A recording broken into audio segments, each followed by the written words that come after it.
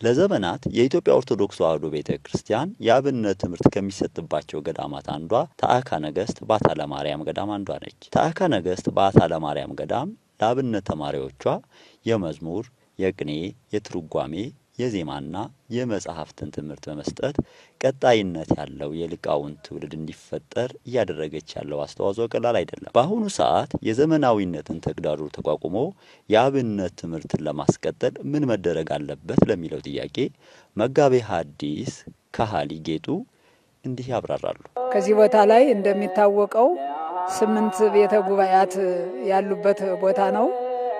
ከዚህ ቀደም ብፁዓን አባቶችን ሊቃነ ጳጳሳትን የመንግስት ሰራተኞችንም ሳይቀር ብዙ ምሁራንን ብዙ ትውልድን አሻራ የቀረጸ እስካሁን ድረስ እያስተማረም ያለ ታላቅ ትምህርት ቤት ነው።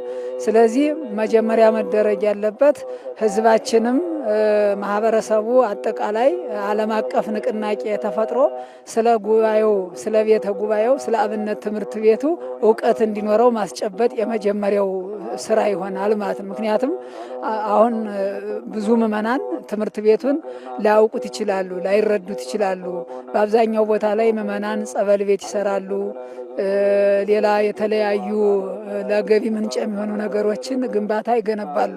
ግን ትምህርት ቤት ሲባል ዋናው ነገር ትምህርት ቤት ነው። ደግሞ ከምንም በላይ ቤተክርስቲያን ገብቶ ለመቀደስ ለማስቀደስ ክርስትና ለማንሳት ብዙ ነገሮችን መንፈሳዊ ተግባራትን ለማከናወን ትምህርት ቤት ያስፈልጋል። ስለዚህ የመጀመሪያው ህዝባችን በትምህርት ቤቱ ላይ ትልቅ ግንዛቤ እንዲፈጥር የማስተማር ስራ መስራት ነው። ሁለተኛው ደግሞ ለዚህ ትምህርት ቤት አስተዋጽኦ እናረጋለን የሚሉ በጎ አድራጊ ምዕመናን ወይም ባለሀብቶች ሀብታቸው መሬት ላይ ፈሶ እንደማይቀር ማወቅ አለባቸው።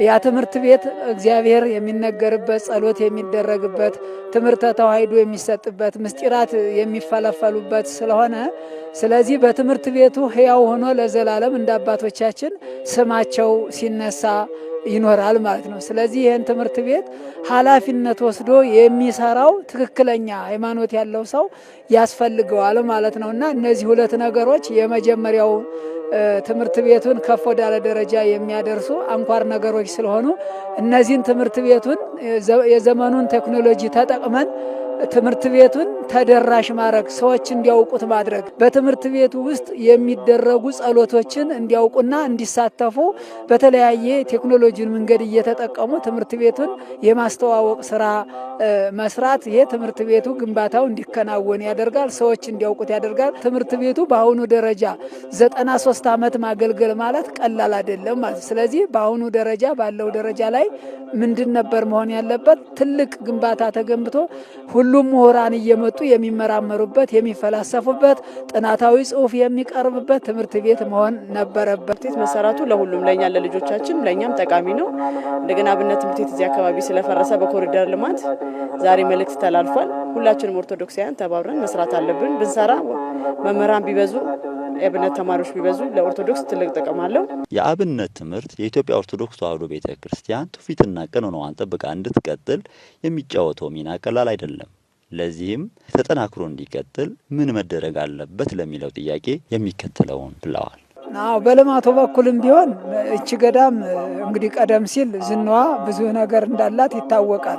ግን በተለያየ ምክንያት ደግሞ ያው የነበራትን ሀብት ሁሉ አጥታለች። ታሪኩን እንደምንሰማው ድሮ ለሌላቸው የምታበድር የምትሰጥ፣ ሊቃውንቱንም ማቴሪያሉንም የምትሰጥ ገዳም እንደሆነች ይታወቃል። አሁን ግን ደግሞ ሊቃውንቱ ብቻ ናቸው ከሞላ ጎደል ያሉ እንጂ የገቢ ምንጯ በጣም የተቀዛቀዘበት ሁኔታ ነው።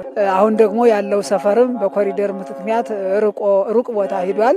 ያለውንም እንኳን ሙዳየ ምጽዋት ለማስገባት ብዙ የሚቸገሩ ምዕመናን እንዳሉ ይታወቃል ማለት ነው። ስለዚህ ይህንን ችግሯን ደግሞ ለመቅረፍ ራሷን እንድትችል ወይም ደግሞ ራስ አገዝ ህንፃ ለማሰራት እቅድ ላይ ነን ያለን። መንግስት ያው በወሰዳቸው መሬት ልክ ሌሎች ምትኮችን የሰጠበት ሁኔታ አለ። ከዚህ ከልመናም ከሙዳየ ምጽዋትም እንድትወጣ እነዚህም ከትምህርት ቤቱ ጋር አብረው ተያይዘው ራስ አገዝ የሆኑ በተሰጣት መንግስት በሰጣት መሬት ላይ ራስ አገዝ የሆኑ ወይም ደግሞ በውስጥ የሚያገለግሉ ሰራተኞችን የምታስተዳድርበት ራሷን የቻለ የገቢ ምንጭ ያስፈልጋታል። ምክንያቱም አሁን እንደ ድሮው ተለምኖ የሚታደርበት ጊዜ አልሆነም። እንግዲህ ገዳሙ ራሱን እንዲችል የተለያዩ ሱቆችን ትምህርት ቤቶችን የተለያዩ አገልግሎት የሚሰጡን ነገሮችን ብንገነባ በፎቅ መልክም ቢሆን ቦታም ከሌለ በፎቅ መልክ ቢሆን ተገንብቶ ገዳሟ ራሷ እንድትችል ሁሉ ጊዜ ታቦት እየቆመ ለቤተ ክርስቲያን ልመናም እንዳታረግ ሁሉ ጊዜ ሳንለምን መስጠት አለብን ብዬ አስባለሁ።